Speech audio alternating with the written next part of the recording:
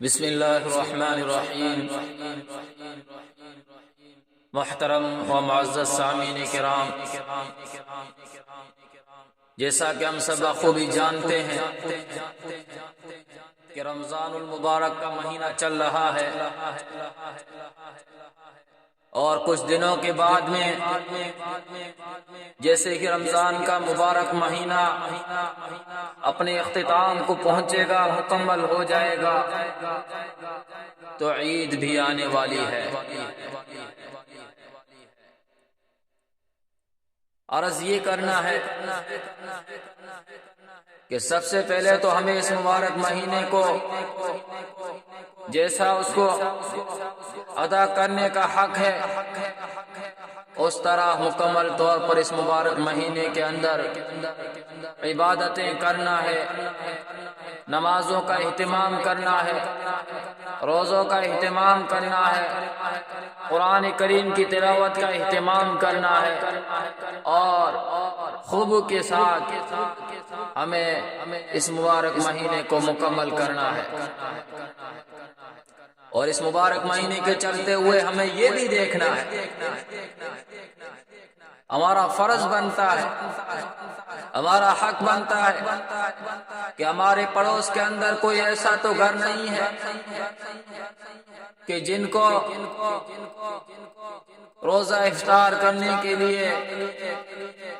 اور سحری کرنے کے لیے تکلیفوں کا سامنا اٹھانا پڑتا ہے، جن کے پاس اتنی طاقت نہیں ہے کہ وہ روزہ کھولنے کے لیے کوئی سامان خرید سکے، جن کے پاس اتنی طاقت نہیں ہے کہ اس مبارک مہینے کے اندر وہ اپنا سامان خرید سکے اور اس مبارک مہینے کے اندر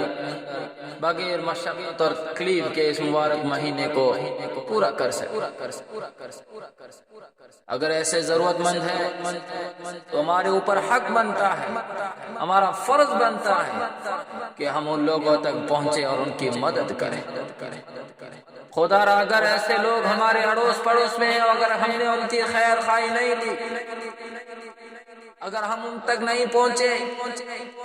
تو قیامت کے دن ہماری پکڑ ہوگی اور ہمیں اللہ کو جواب دینا ہوگا۔ اللہ ہم سے پوچھے گا، ایسی اور کولر کے اندر سو کر کے، ہزاروں قسم کے فروٹ کھا کر کے روزہ افطار کرنے والوں، کیا تم نے کبھی سوچا کہ تمہارے پڑوس کے اندر کوئی بھوکا اور پیاسا ہے، کوئی غریب اور مسکین ہے؟ کبھی جا کے تم نے ان سے سوال کیا کہ تمہیں کس چیز کی ضرورت ہے؟ تمہارے پڑوس کے اندر ایسے لوگ بھی رہتے تھے جن کے باپ کا سایہ سر سے اڑ چکا تھا، جن کی ماں کا سایہ سر سے اڑ چکا تھا، جس کے گھر کے اندر کوئی ایسا شخص نہیں تھا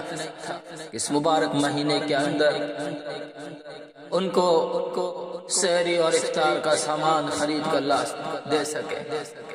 ان کی ضرورتوں کو پورا کر سکے۔ وہ امید اور آس لگا کے بیٹھا کرتے تھے کہ کوئی پڑوسی ہمیں پوچھے اور ہماری مدد کرنے کو آئے۔ کیا تم نے کبھی ان سے جا کے پوچھا؟ دوستوں، اللہ کو کیا جواب دیں گے؟ ہم اللہ کو کیا منہ دکھائیں گے اگر خدا نے ہم سے ایسے غربا کے لیے، ایسے مسکینوں کے لیے اور پڑوسیوں کے لیے اگر سوال کیا؟ تو ہمیں اس مبارک مہینے کے اندر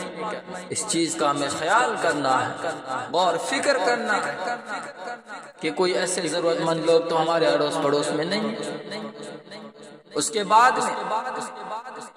جب عید آئے گی، تو جب عید کے وقت تم اپنے نئے کپڑے خریدو، اپنے بچوں کے لیے، اپنے بھائیوں کے لیے، اپنی بہنوں کے لیے، اپنے ماں باپ کے لیے، جب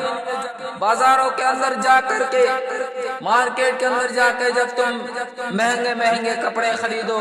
تو اس وقت یہ بھی یاد رکھنا کہ تمہارے پڑوس کے اندر کوئی ایسا غریب تو نہیں ہے کہ جس کا اس دنیا کے اندر کوئی سہارا نہیں ہے،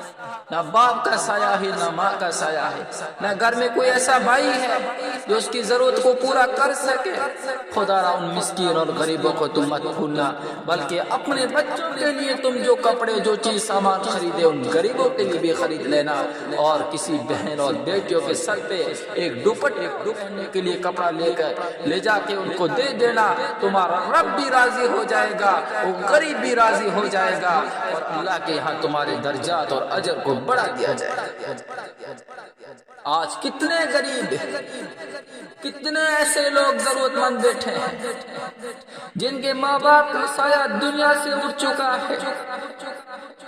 جہاں دنیا کا انسان خوشی سے جھوم کر کے عید مناتا ہے،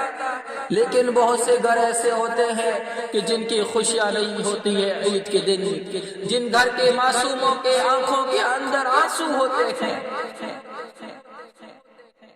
وہ اپنے ماں باپ کو دیکھنے کے لیے تڑپتے ہیں، ترستے ہیں، لیکن ان کے ماں باپ ان کے بیچ میں نہیں ہوتے ہیں۔ وہ دوسرے کے بچوں کو دیکھ کر کے روتے ہیں، لیکن وہ مجبور ہوتے ہیں کہ کسی کے آگے جا کر کے سوال نہیں کرتے کہ آپ ہمیں بھی نئے کپڑے دلائے اور ہمیں بھی آپ سامان خرید کر کے دیں۔ ایسے لوگوں کو مت بھولنا، ایسے غریبوں کو مت بھولنا، بلکہ اپنے بچوں کے لیے نئے کپڑے خریدنے سے پہلے اپنے پڑوس کے اندر رہنے والے غریبوں کا بھی خیال رکھنا۔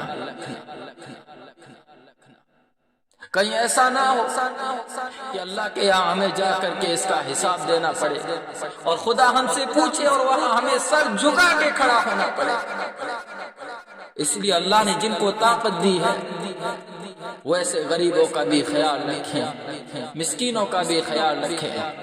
محتاجوں کا خیال رکھیں۔ انشاءاللہ